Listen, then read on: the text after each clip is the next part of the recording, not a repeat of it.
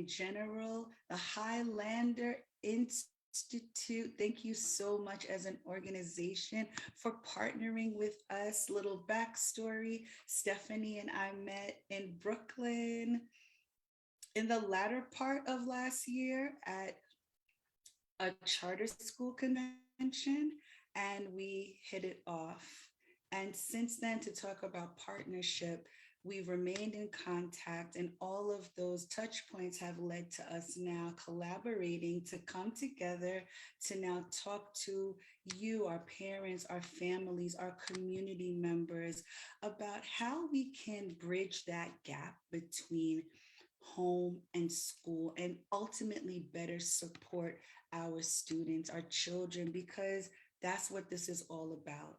So thank you so much for joining us tonight. Give yourselves a round of applause because it's 8 o'clock where I am. I don't know what time it is where you are, but I've already had a full day. I'm sure you have too, but I'm excited to be here with you. I'm always excited when we can come together and support families and support our children.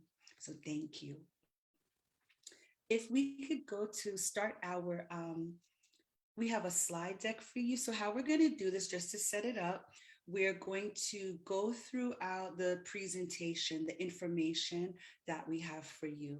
That's going to take about 45 minutes, but don't think you're going to sit here and not have any questions. We understand that.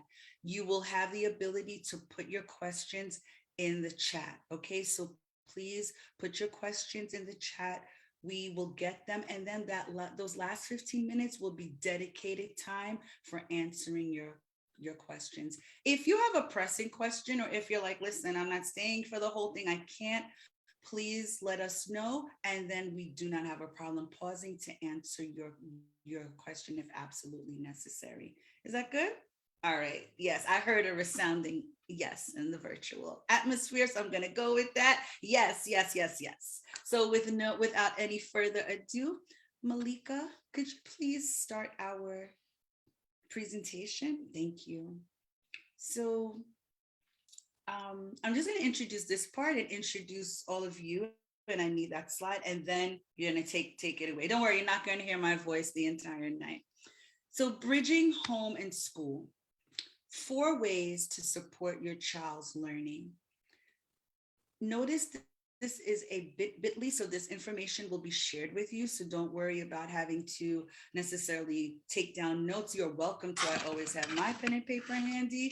Is there some good stuff in this presentation? I just want to tell you, I took a look at it and it is stellar, really good nuggets of information, solid information that you can use to support your child's learning and to bridge that gap between home and school, which we know that chasm, if there was already a gap, it has widened over these last 24 months of the pandemic. And we're in the endemic stages now, thankfully, but we do have some work to do to bridge that gap. Next slide, please. Okay, so the reason I didn't introduce our guests was, first of all, I didn't want to mess up anyone's name because I personally don't like that. And I wanted to read not only their names, but what they do at the Highlander Institute. So first we have Vera Eliana de Jesus. With the pronunciation, I know you like that. She is a partner, and you can find her on platforms at Vera Eliana. Thank you, Vera. Give it up. Woo, woo, woo. Thank you for having me. Thank you for being here. And next we have Malika Ali. She is the Chief Innovation Officer at the Highlander Institute, and you can find her on social media platforms at Malika_Ali. Malika, hello. Thank Hi. you, Vivek. So You're excited to be here. so happy to have you, seriously. And last but not least, I already gave away a little tidbit about how we met. She's the reason this is even all happening right now. Give it up for the one, the only. Throw up those hearts for Stephanie Garcia. She is a partner. And you can find her on all platforms at Steph Garcia _16. Welcome, Stephanie. Thank Hola, you so mija. much. Bienvenida. Hola, bienvenidos a todo el mundo. Thank you for having us today. You're so welcome. So without further ado, ladies, this is a conversation, everyone. You're just witnessing us. I mean, I'm a parent, I'm a grandparent, I'm a career educator, kids, this is children, students, my heart. So everyone kick back, relax. I have my water, went to get it. I have my water here. We're gonna have a good time and let's get started. Alrighty? Awesome. Thank you so much, Vivette. One last time, just like Vivette mentioned, that bit.ly that was on that first slide, which we'll put up once more. If you want to follow along on your computer, because there are a lot of resources here, you can jump right into that. It is case sensitive. So it's NPU HI 322. We are so excited to be here to spend a little bit of time with you to talk to you about bridging home and school and supporting your kids. And so just to introduce our organization, we're from the Highlander Institute. We partner with school communities to create more equitable, relevant, and effective schools. And so our vision is that with the work that we do with school communities, inclusive of everyone, communities, families, students, educators, et cetera, that we're developing classrooms that empower schools that adapt and systems that liberate. So when we talk about what school family partnerships sometimes look like and then should look like, we want to ground ourselves in what the research says about what it should look like when it's done really well. And so for our time today, we're gonna talk a little bit about what it might look like in the environment with your kids' schools. And then we're going to focus on what's actually within our sphere of control. So it might be that your kid goes to a school that's over here all the way on the right side. It's a partnership school. They do amazing family engagement. You have all the resources that you need, and that's wonderful. Or you might be all the way over here where there might not be the best communication. You might not feel like you're respected as a parent, as a guardian, and you might be thinking, well, what can I do at home? And so we're going to spend the most time just thinking about, regardless of what the family engagement, family partnership looks like at your school level, what's within your control to do as a guardian. And then we're going to think about, okay, well, if we want our schools to get here to partnership, then we're going to spend the end thinking about what are some guiding questions. What can it look like when it's done really well, and how can you advocate for your kids? So, what is a fortress school? A fortress school is the kind of school where you don't really feel welcomed. Only some families are invited to engage in particular opportunities. There might be a deficit view of families. There might be poor communication. Then we have what we call a come if we call school. That's the school where, all right, there's a fall open house, right? There are some workshops, but only planned by staff. You know, families are invited on specific days. Most communication is school recorded messages. Then you have one level up, that's the open door school. There are PTA meetings or PTO. There are maybe a couple of events throughout the year. Maybe they recognize diversity through multicultural nights, and there are a few parent-teacher conferences each year. That's typically where a lot of schools are. But where we want to be is that partnership school. That means family engagement and family partnership are connected to learning. Families partner around supporting students' experiences and academic outcomes. Family networks and expertise are valued, and families are part of decision-making. That's what we ultimately want to be true.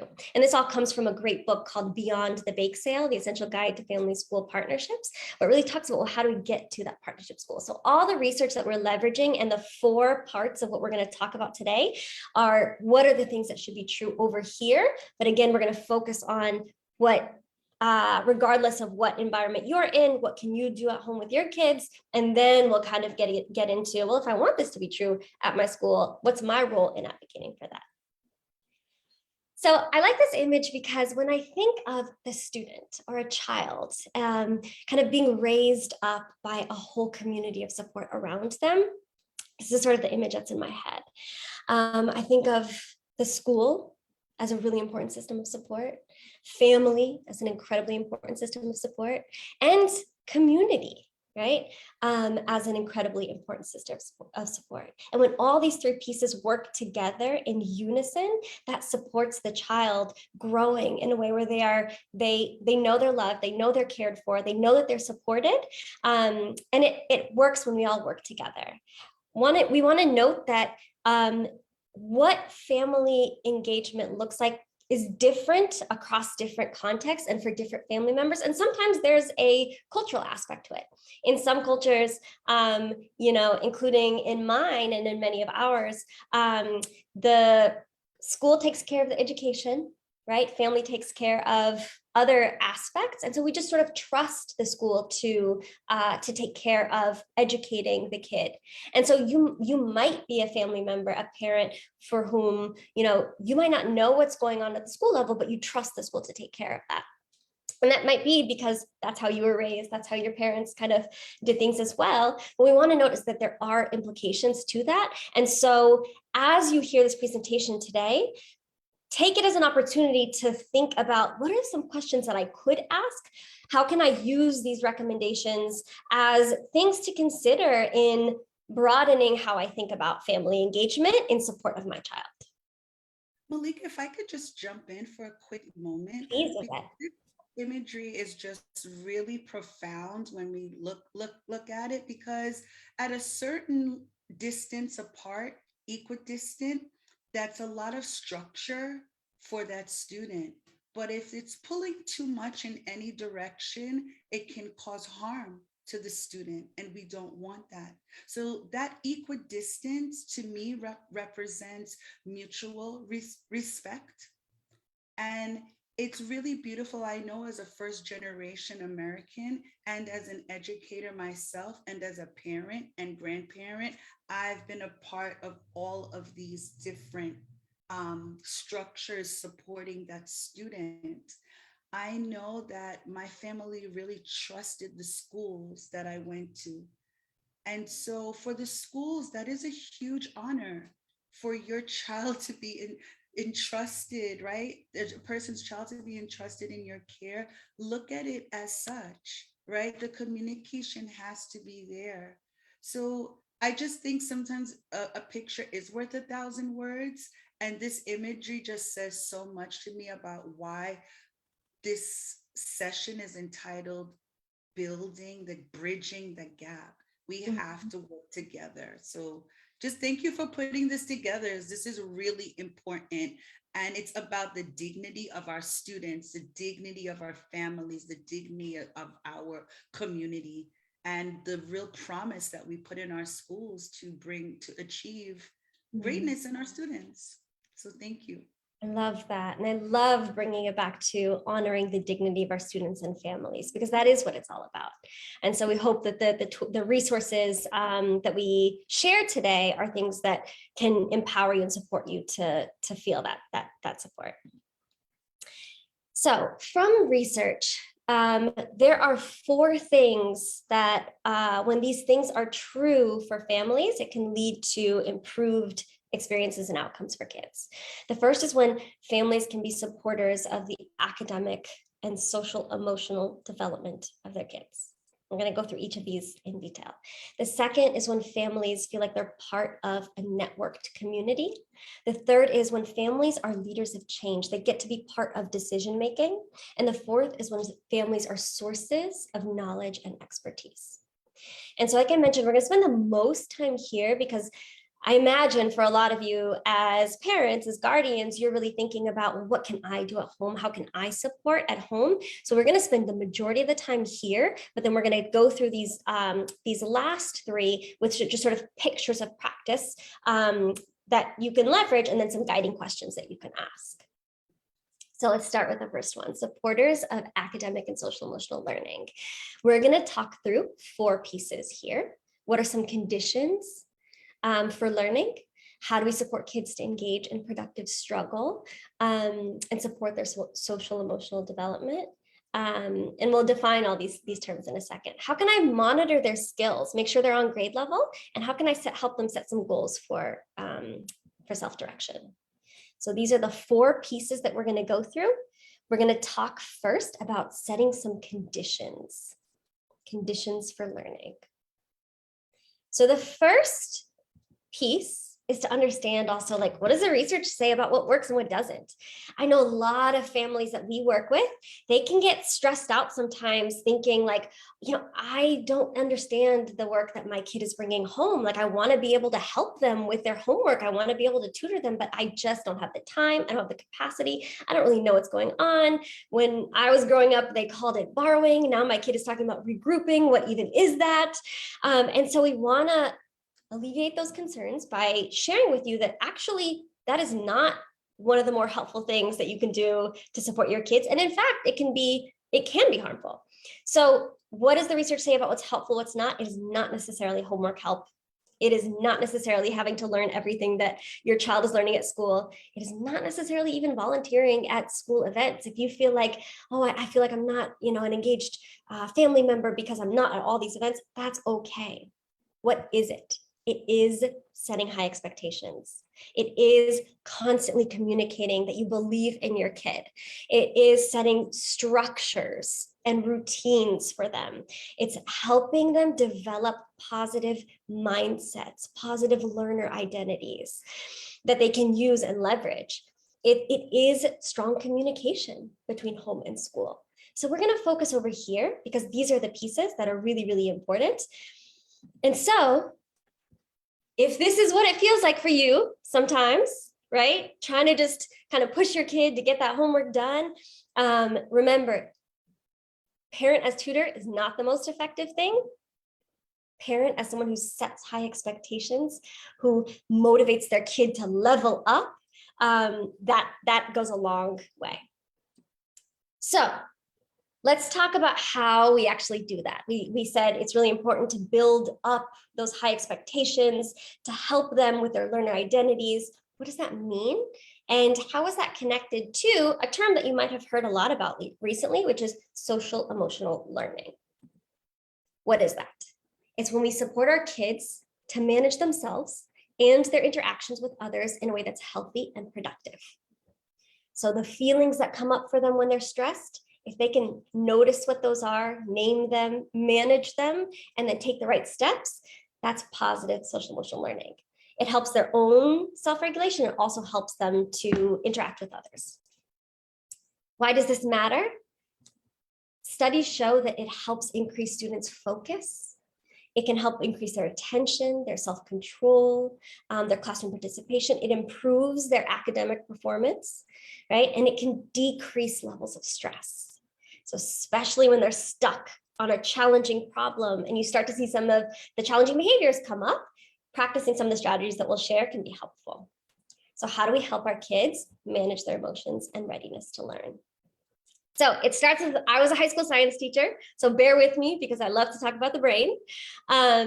What's important here is just that there are some emotions that actually can prevent learning.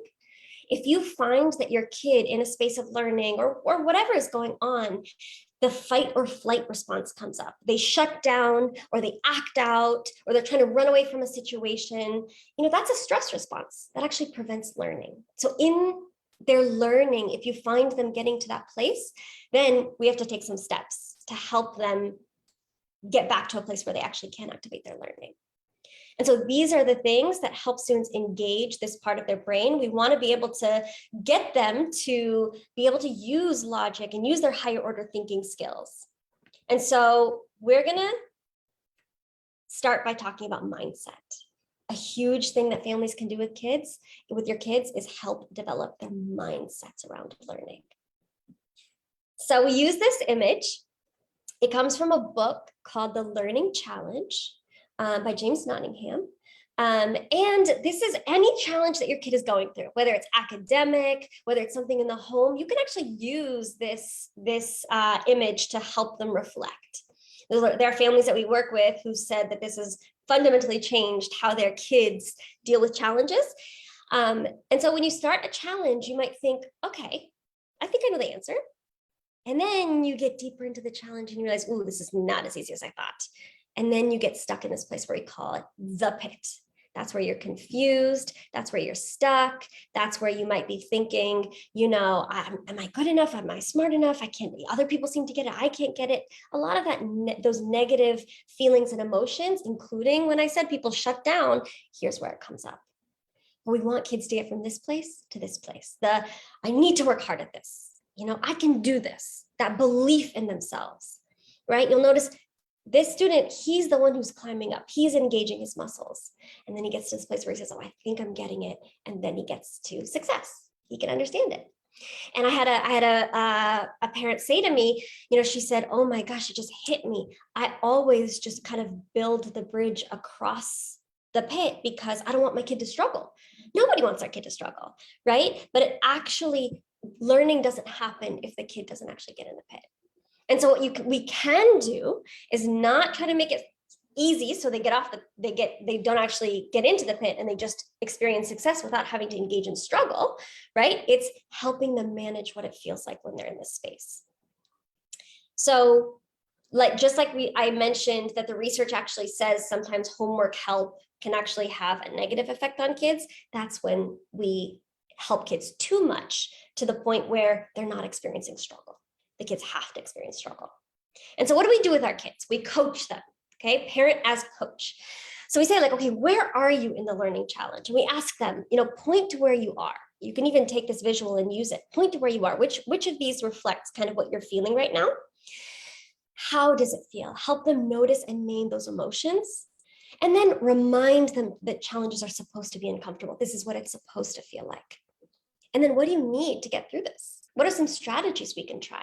And as you know your kids, knowing what works for them, talking out what works for them is really helpful. What resources are at your disposal? What resources has the school given you? What resources do we already have? And we're going to get into some examples of resources in a second. How long can you struggle before you need a break?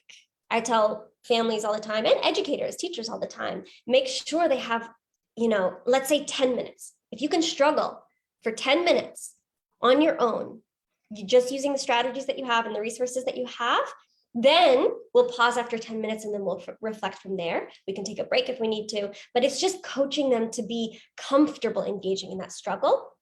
You try that strategy, then you try again. So knowing your kid, if you need to decrease that stress level, if they get to that place of, remember that picture of the brain, a little bit of that fight or flight, what helps them? Do they need to write about how they feel or express it some way? Do they need to have some water? Do they need to go outside? Do they need to create something? Do they need to take a deep breath? What are the things that can help them lower that stress level so they can engage in that challenge again?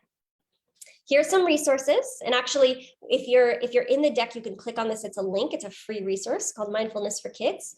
It takes them through how to meditate. It has a bunch of free mindfulness activities. It goes through guided meditations for kids as young as preschool, all the way through adults.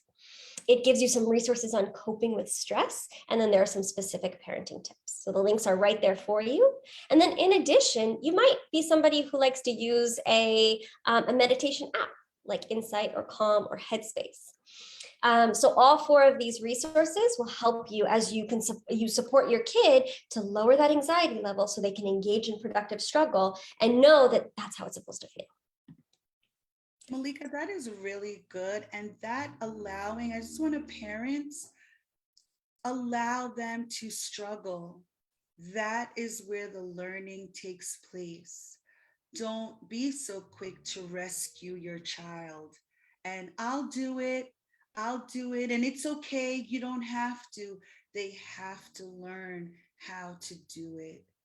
And I love the guidance given here because you have some parameters now, because a lot of times parents will say, well, how long? And it hurts us to see our children struggling, right?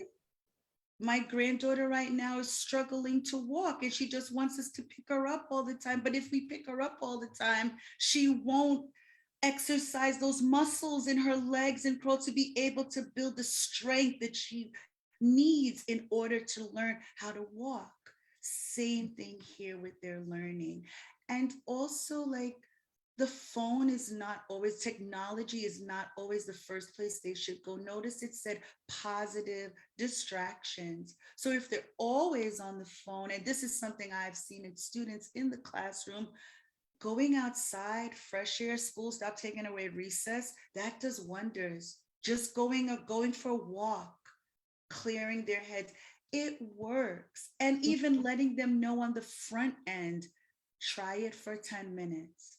If you're still not getting it, then we can take a break and come back to it. Knowing that they have that in and of itself reduces some of the anxiety of this high stakes education going on. It does affect our children.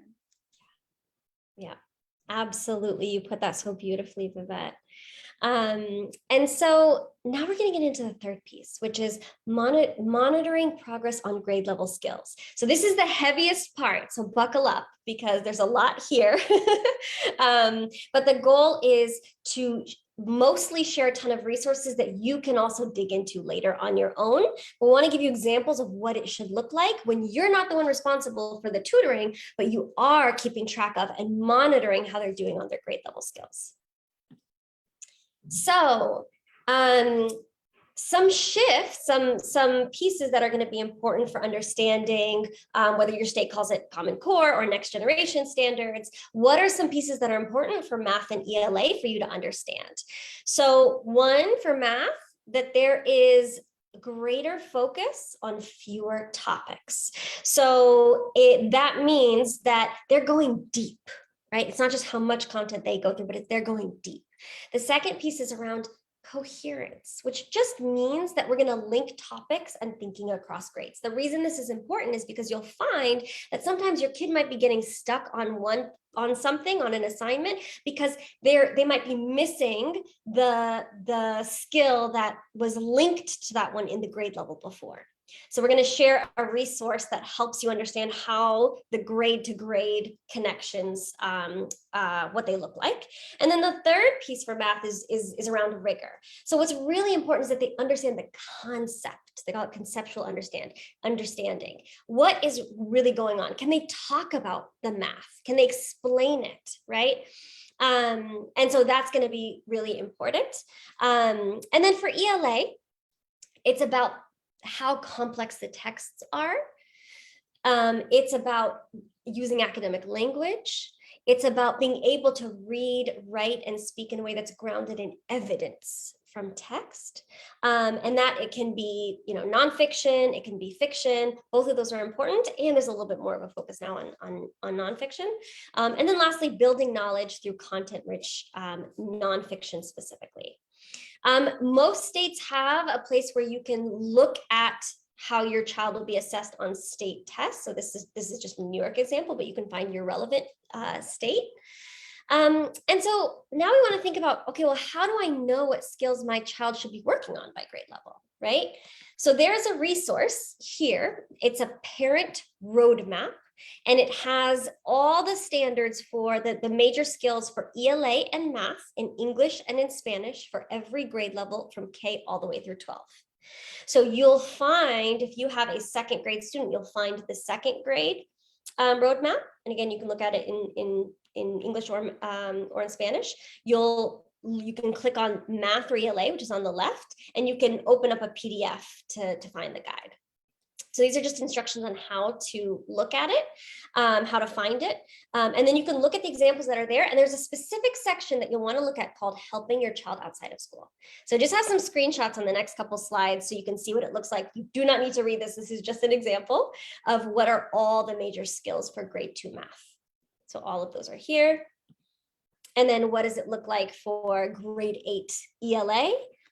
So for example, or actually this is going to be grade 9 and 10 ELA, they'll give you what did they have to learn the year before that and what will they learn the year after that. That way you can connect from what they had the year before to what they did the year after.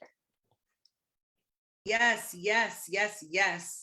I mean, English teacher, I'm telling you, this is it. So you know what they should have learned, what they needed to know. And also you have the trajectory to know, well, this is where my students going, is where my child's going, this is what they need to know. So as you're thinking about maybe, well, what are they going to do for the summer? Or what kind of books am I going to buy? How can I engage them at home? This is so perfect. Mhm. Bravo. Thank you. Yes. Awesome. And then this is the section that I mentioned. Definitely find this section in every one of those documents, which is how do you help your child learn outside of school? Again, by grade level, by content, ELA or math, it'll give you specific strategies for what you can do at home to help with those skills. And they're all things that we can do. Just, we're all really busy, but how can you build in one of these practices ongoing and just make it a routine? Okay, so now I want to share just two things, one on ELA and one on math, for some examples of ways that you can kind of support around specific pieces. One thing that I mentioned in ELA is it's really important that kids are reading complex texts. They're reading challenging material, right? So in school, one of the goals is that your kids will read challenging texts very closely so that they can make sense of what they read and draw their own conclusions. So what should you be looking for? You might be looking for example, for them to be able to retell or write about key parts of a story or book. Let's say you have a second grader or third grader. You might be, they might be asked to read aloud this nonfiction text. So what will the kids have to do? They'll need to be able to reread until they understand. So that's something we can support them on. Did you reread until you understood? They're going to have to be able to read books that are both at their comfort level and a little bit above their comfort level, right? And then handling frustration, that brings us back to academic mindset. And then to keep pushing to improve. So what can you do? You can ask, what are some nonfiction books that are grade level appropriate for my kid so that I'm giving them the right things to read and they're getting some practice reading something that's a little bit too challenging for them or a little bit above their level, because that's what's going to help them grow. And then balancing that with the easy reads, because we want our kids to love reading, right? We want them to love reading. Sometimes it's hard enough just to get them to read anything. So we want them to enjoy the things that they read. But we want to balance some complex text, even if they're short, just so they have that practice. For math, what could that look like? And these are just simple examples. They need to be able to really understand the math and really do it. So they want to be able, it's important for them to understand why the math works and to talk about and improve their understanding. So what might that look like? Being asked to explain their mathematical thinking, why they think this answer is the right answer. Right? So what will they have to do? They'll have to be able to make the math work, understand why it does, talk about it, prove that they know why. What can you do? You can ask your child to teach you a concept, give them practice talking it out, help them figure out ways to explain their thinking. Again, it doesn't mean you have to know the math. You're just prompting them, even at dinner, on your way to drop them off to and from school. Hey, explain to me a problem that you solved. I don't understand. Explain it to me how you'd explain it to your friend, etc. And then how can we support them around gap areas? So this is the part that gets a little bit complex. We want to be able to break down tasks into skills. We want to be able to identify the skills that they need to work on. We need to find some resources that can help them practice that skill so they can apply that skill then to that task and then reflect on their learning and the success habits through that process. And then maybe even help them find applications of skills in real life. What does that mean? Here's a bunch of resources that are mostly take home for you. They're all free. We have the subject here. We have the resource. We have descriptions. We have what grade levels it helps with, and then how to use it. There's page 1, and then there's a page 2 as well. Oops. There's page 2. Some of these have videos, some of them have word problems, some of them explain specific curricula. So maybe your kid uses Eureka Math at school. It actually has videos completely free for every single lesson. These are all really helpful resources.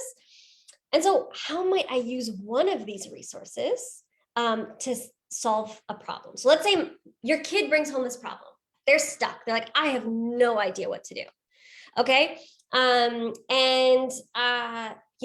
You might not know how to do this problem either. So it's asking them to use function notation, right? To solve a problem. And this goes back to our parent roadmap. Okay, we saw in the roadmap, this is a major skill for them.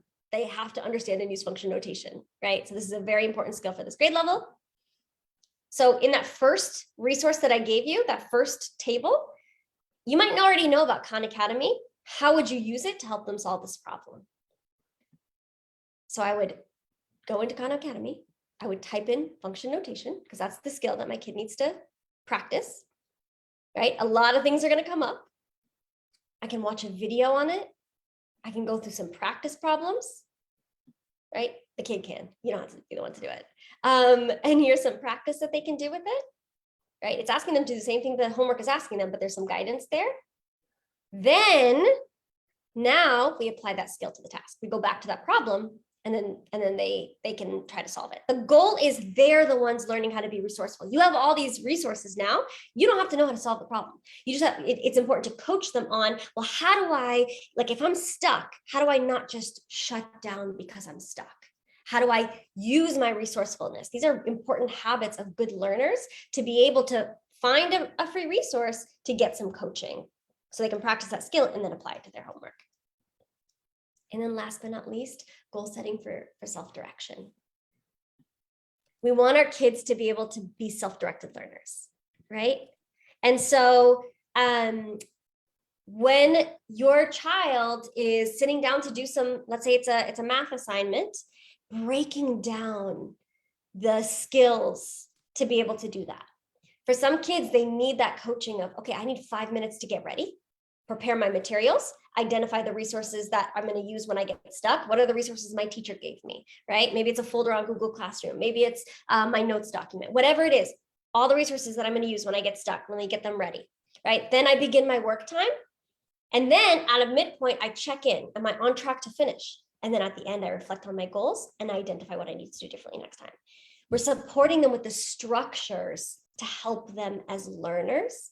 When they build these habits of success, they carry them forever, right? And then this is a space for them to be able to reflect on how they did. So then you want to have a check-in time. Again, we know families are busy. It could be weekly, it could be daily, whatever makes sense. You have a time to review their goals and reflections, ask them what they're proud of and celebrate it. Ask them what they think they could do differently tomorrow and positively narrate those reflections. So if a kid says like, oh, I didn't have my resources ready when I got stuck. So then when I did get stuck, then I had to go find, the notes document that my teacher gave me and it wasted time. And then it took me an hour and blah, blah, blah. And they can be down on themselves. We want to positively narrate. You're reflecting on what you would do differently. That's great that you know now what you need to be a better learner, right? To be a strong learner. Ask them what support they need from their teacher or from you. Set some goals, come up with a plan of support, and then communicate what those are to the child's teacher, right?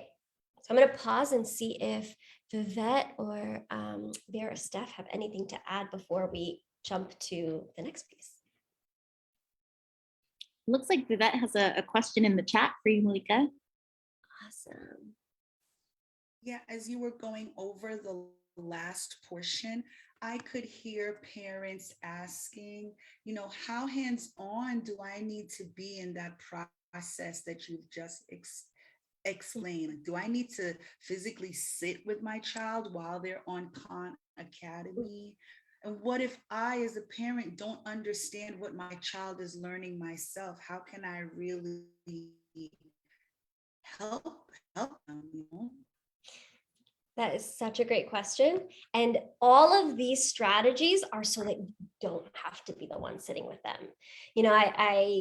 Families always say to us like, I feel like I have to chase my kid down. I feel like I have to, just to keep them on top of things. And the goal is we're coaching them on the skills that will help them be good learners, building the structures and supports, but then ultimately they have to be the ones to do it, right? They have to be the ones to be getting on Khan Academy, finding the resources that are going to be helpful to them, practicing those skills, but coaching them on how do I do this is helpful. But to your point, Vivette, we don't want to be the ones to have to, chase them down or sit there. We don't always have that time, right? So for your kid, if it's something where you feel like for them to develop that skill set, it helps to walk them through it a couple of times first. That could be helpful. But the goal is they're self-directed because they have the skill set to be able to do that themselves. Yeah. And this, go ahead. No, I was saying Anna has a question in the chat. Are you able to see the chat? Yeah, and it's a great question. I'm actually going to invite Stefan and or Vera on this question as well. You know, one of the really great things about those resources, it's helpful for all students. It's especially helpful for students who need the additional support. Maybe they have an IEP or a 504. So I'm going to actually go back up to that resource.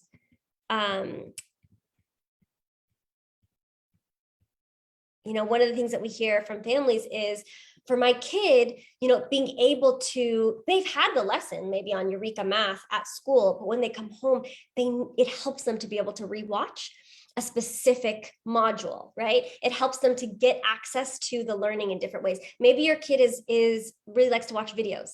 Maybe they learn better when they actually get to try out problems in an interactive way, right? So, you know, this might be the better resource for you. Maybe it's a kid who just like needs to kind of move at their own pace. As you think about kind of what your specific kid needs, you know, some of these resources might be more helpful to your kid than others.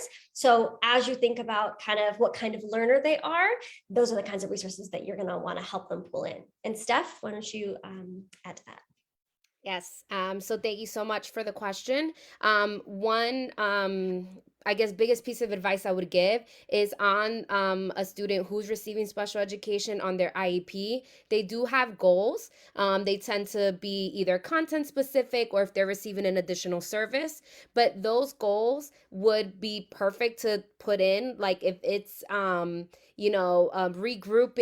2-digit by 2-digit numbers, taking that same language and putting it into the search bars of these different resources will speak to the specific skill that the student needs that may not be what's the actual subject that the teacher is doing, right? Because with students who receive special education, sometimes they're getting retaught something that is also different from what the whole class is learning. So they're like double, triple learning something, and it could get confusing. It could become a lot. So we want to really stick to like what are those goals written in their IEPs, their individualized educational program documents that should be given when a student receives special education and should be checked yearly.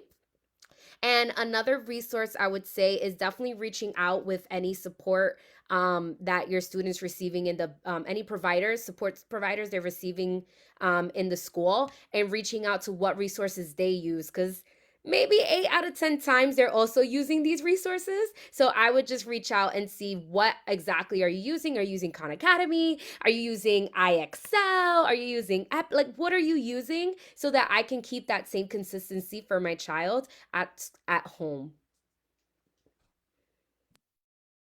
Absolutely. Thank you, Steph. I wanted to add to that too really quickly, Malik. I was typing it in the chat, knowing what your student is supposed to know, the grade level before that grade level and the one after, can help you advocate as a parent when you sit in those IEP meetings. And it also gives you the language so you know, like, well, did they cover this skill yet? So then no, don't tell me to have my child have proficiency and do this 4 out of 5 times when so far they haven't even done it 1 out of 5 times, and they need to know this. So don't be so quick to have them push to the next thing. Make sure that your student, your child knows what they're supposed to, with as much proficiency as they can, before we just like, okay, like some of these IEP goals can be very run of the mill. I've sat in the meetings. You don't want that. You want it's tailored, it's individualized is the operative word there. It's tailored for your child. So knowing what they're supposed to know, and then you, when you're doing all this work with them at home, can say, wait a minute, she doesn't know how to do that because she watched the video like 10 times and she still didn't know it. So now there's no, okay, that is what it is. Now you can go in and say, no, I want to keep this goal on her IEP because I know what she needs. It's very empowering. And in that way, you're a stronger advocate for your child. Yeah, love that. Thank you. So speaking of the questions, some guiding questions to ask of the teachers, but also to share with educators as well. What grade level skills are being prioritized, in my kids' class? What are some strengths and areas of improvement for my child to master these grade level skills? What resources are available for students to get extra support to that question? And what strategies are you using to help build my kids' academic mindset? These are all really important questions to ask. They're also really important things to share. As you recognize these things, it's important for us to be able to share, the strengths that we see, the resources that have been helpful, the strategies that are helpful for, if you notice, like, this is something that helps, lower my kids' stress level if they get, escalated in a certain way, sharing that as well is helpful. So we're gonna get through a couple more of these just for the sake of time. And then I think we'll try to jump to questions. So I want to kind of share, since we mentioned we're going to spend the most time on what are the things you can do within your sphere of control. We also want to talk about, well, if I want my school to get here, what does that look like? And then what can advocacy look like? So families as a networked community, I want to share a cool strategy. This was came from, there's an organization called Flamboyant Foundation in DC, and they have these academic parent teacher teams, and the teachers come together with the families, and they share with each other the different strategies. So the teachers share, these are the grade level skills that are most prioritized right now. They share data, so you can see class data. You can also see your kids' individual data on those skills. And then the families share from the time before, these are the strategies that really helped my kids. So the teachers are hearing, oh, okay, I can use this strategy with this kid, this strategy with this kid, so they can better personalize the learning for your kids, especially in a culturally responsive way, as you share what works for you. And then they give you some practice exercises. Here's something you could do with your kid at home, and you can kind of practice that. So as you think about, oh, I wish, that could be something that'd be cool for my kid to have, you can ask these guided questions. What opportunities do families have to learn and share skills and strategies that can support my kid? What opportunities are there to connect with other families, to learn and share with one another? How is the school incorporating family voice into skill development? So when you ask these questions, these are ways that you can kind of advocate for things that you want to see. We'll get through the last two. Families as leaders of change. So we have design teams, or sometimes they're called school improvement teams, but they're teams where, school administrators and educators and, students and families and community members all come together and they make decisions together. And so this is actually, this picture was from a week before schools shut down in 2020, which is kind of funny. But it was one of our schools in Rhode Island, and the design team had decided, this is what we want learning to look like at our school, and families got to be part of that.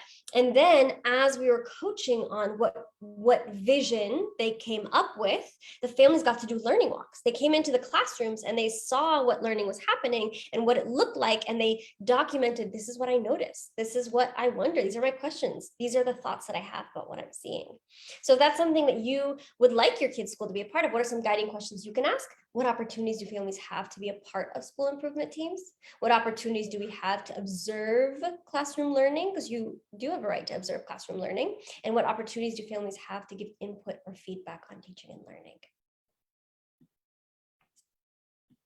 And then last one, families as sources of knowledge and expertise. So I'm going to turn it over to Vera to talk about, as you are an expert in your child, some ways to share assets and strategies, and Steph will share a little bit about sharing needs and challenges. Thank you, Malika. And this is actually the perfect connection to Vet's last question in the chat. What opportunities do families have to weigh in on culturally responsive and sustainable assessments? So the assessments piece, I can't speak to as well as probably Malika or Stephanie could, so I'll hold some space. But in terms of weighing in on culturally responsive and sustainable texts and activities that can be brought into the classroom, there's a picture here of the family book bag project that I had done a few years ago, back when I was still in the classroom. And the concept behind this is that if your child or your family has a favorite book that is near and dear to your heart because it is somehow a connection to your own family story, or it is representative of some of the identities and cultures that exist within your family, within the classroom that you know your student is, your child is a part of that community. This can be a way to engage the whole class in a conversation. So this was a favorite text of a student, and they first did a read aloud with their parent and started a journal, a book journal, just like both parent and student shared a couple of sentences about the experience, what was sort of a connection to the book, or what they were taking away from that piece. And then they shared that with anybody else in the classroom who wanted to take the book bag home and contribute to this class journal. So the idea that it's not just always the classroom teacher who determines what we're reading and how we're talking about it, right? That this can be an additional way to enrich conversation and reading skills, and have it be really selected by the student or the family. Love that. Thank you, Vera. And, you know, again, to the point on how are we using our voices to inform, you know, what culturally responsive, you know, assessments can look like. Just like in that example before, there are these guiding questions about kind of what those opportunities are, that academic parent teacher team structure or something like it. Sometimes people just call them coffee chats or whatever that structure is at your kid's school. You know, it's asking those questions of what are the opportunities for me to share what works, what, you know, my funds of knowledge from my community, from my culture. So I love this example that Vera has here. And then Steph is going to share one last thing, and then we'll take more questions on kind of sharing needs and challenges with your school.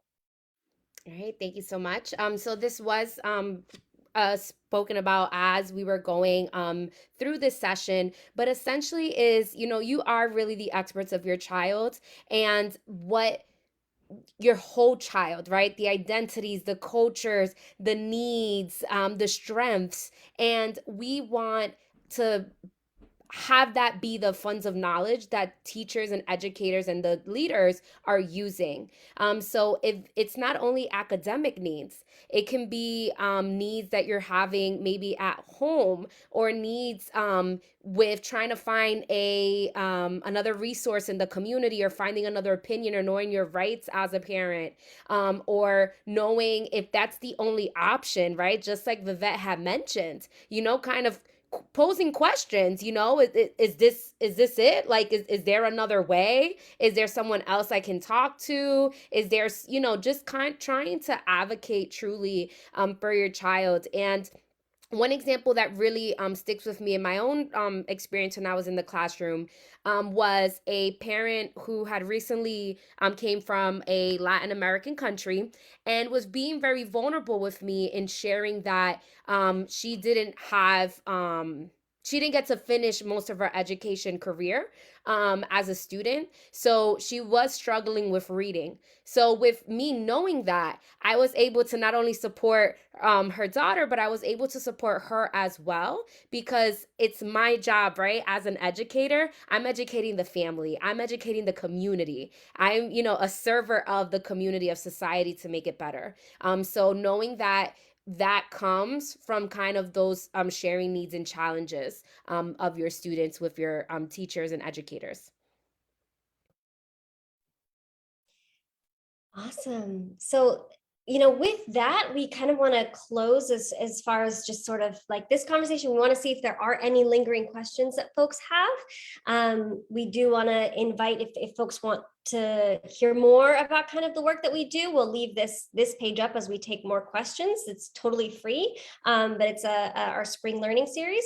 But Vivette, are there any other questions that have come up in the chat box?